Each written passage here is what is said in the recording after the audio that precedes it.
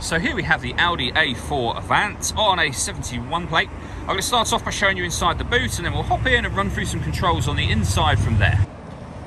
As we approach the back of the car, you can see we have reversing sensors, plenty of boot space as well, along with the folding rear seat should you wish to increase this space even further.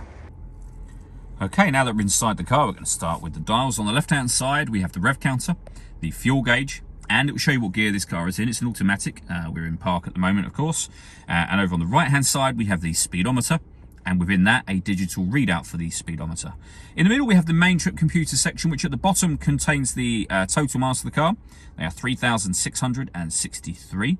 The information displayed above that can be changed using buttons on the steering wheel. So there are various different menus available.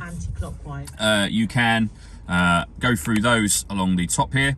So you've got your radio, vehicle notes, satellite navigation, which appears either there or over on the central display, which we'll come to in a moment, or you can have it displayed simultaneously on both, of course. We back out to the steering wheel. On the left hand side we have the buttons I was using a second ago, and on the right hand side we have the stereo controls. So the main volume for the stereo here, we have our phone controls as well. Phone controls can't be used until after such time as you pair the phone up to the car, and we'll come to that in a moment. We have our cruise control and speed limiter on this stalk, and just behind the steering wheel the minus and plus paddles so that you can change gear manually with this automatic gearbox. So to pair your phone, over into the central area just here, hit the touchscreen just there, and then connect your device following the instructions on screen. We go back to our home screen from here.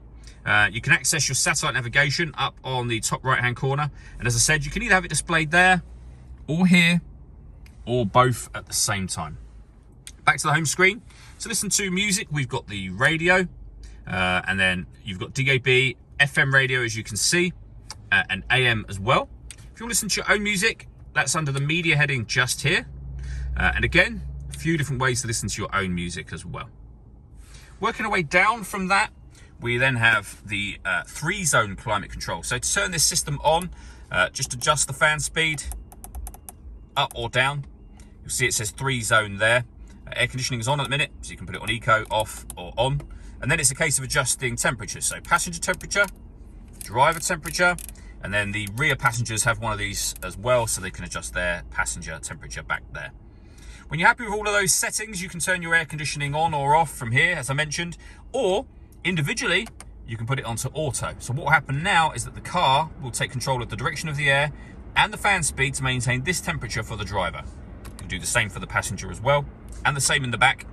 Any manual adjustment will override the autos simultaneously straight away.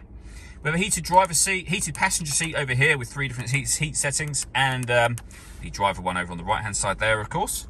Below that, we can turn the main screen off. That's so that if you're, I guess, driving at night really, but if you get glare from the screen at any time, you can switch it off from here. We have our heated rear screen, our parking sensors, which you can turn on and off. If you turn them on, you'll also see we have a parking camera. Putting the vehicle in reverse will do that automatically. We can turn our traction control off. We can turn off the stop and start. This car is designed to cut out when it's stationary in traffic to save you fuel. That system is off when that light shows, and you can change the driving setup of the car. So you're able to put the car into comfort, auto, dynamic, or individual. And then below that, we have a 12-volt charging socket, USB input, and the start-stop button for the engine. And then finally, the main gear lever for the fully automatic gearbox with an electronic handbrake, auto hold function, and the main volume dial for the stereo as well. All that leaves me to say is thank you for taking the time to watch this video. If you'd like to come and see the car in person and have a test drive, please feel free to call any of our MJA sites. We'd love to hear from you soon.